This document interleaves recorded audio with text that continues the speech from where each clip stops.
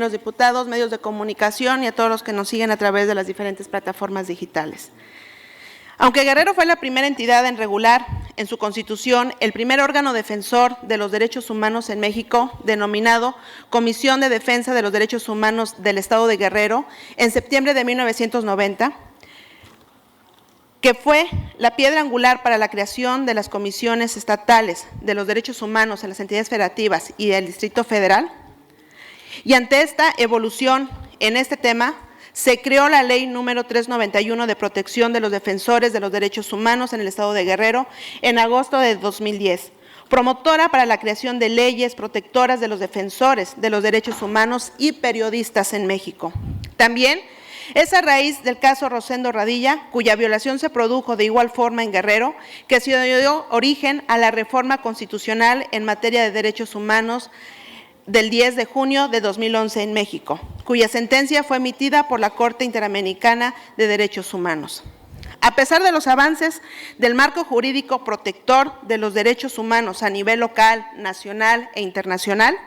en la realidad no se han reflejado dichos adelantos. Al contrario, existen más violaciones constantes y sonantes.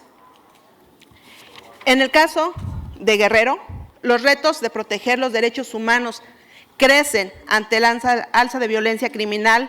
que nos tienen colocados en el 6º lugar nacional de homicidios dolosos.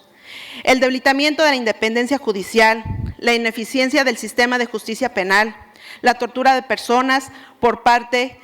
de la Secretaría de Seguridad Pública, tras detenerlos para obligarlos a confesar, la detención arbitraria que sigue siendo una práctica generalizada en México, el aumento de las desapariciones, el aumento de la pobreza y desigualdad, el grave socavamiento de los derechos a la privacidad y el acceso a la información derivado de la desaparición del organismo autónomo que regulaba este tema, así como los imparables ataques a periodistas y defensores de derechos humanos, entre otros. Esta situación nos debe de llevar a buscar aprovechar la oportunidad de la renovación de la titularidad de la Comisión Estatal de Derechos Humanos en Guerrero, pugnando porque de entre las 17 candidaturas registradas en este proceso,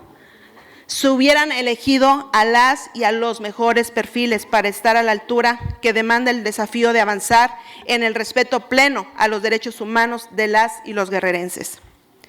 En este contexto, permítanme comentar que toda vez que quien ostenta actualmente la presidencia de la Comisión de Derechos Humanos nacional o estatal, tiene como función proteger a la ciudadanía de los abusos del poder del gobierno federal, estatal o municipal. El Partido Acción Nacional propuso el año pasado en la Cámara de Senadores que la persona titular sea electa por voto popular ciudadano, pero Morena y aliados se opusieron y ratificaron para otro periodo más a Rosario Piedra Ibarra, cuestionada por su falta de resultados y dispendio de recursos en privilegios en su beneficio. Por ello, revisamos junto con mi equipo de trabajo la viabilidad de presentar una iniciativa en Guerrero para que también aquí se elija por voto popular a la titular de la Comisión Estatal de Derechos Humanos, para lograr que quien llegue ahí realmente se sienta comprometido directo con la ciudadanía, en vez de sentirse comprometido con el gobierno en turno.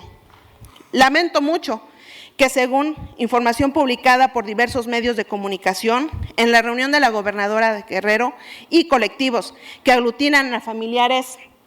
de personas desaparecidas, celebrado el pasado 7 de mayo del año en curso, la titular del Poder Ejecutivo dejó entrever la posibilidad de que la actual presidenta de la Comisión de Derechos Humanos del Estado de Guerrero, Cecilia Narciso Gaitán, permanezca en el cargo, lo cual da la idea de que desde el gobierno se promueve a una titular de la Comisión Estatal de Derechos Humanos a modo, lo cual es inaceptable. También dentro de esta terna tenemos a la candidata Marisela Reyes, me parece que es su apellido, la cual es trabajadora actual del gobierno, lo cual va a poder impedir la autonomía realmente de la Comisión de Derechos Humanos. Por esa y muchas más razones, el Partido Acción Nacional les dice que está en contra de esta terna, ¿sí? Está en contra de estas propuestas que se presentaron hoy. Es cuanto. Gracias, diputada.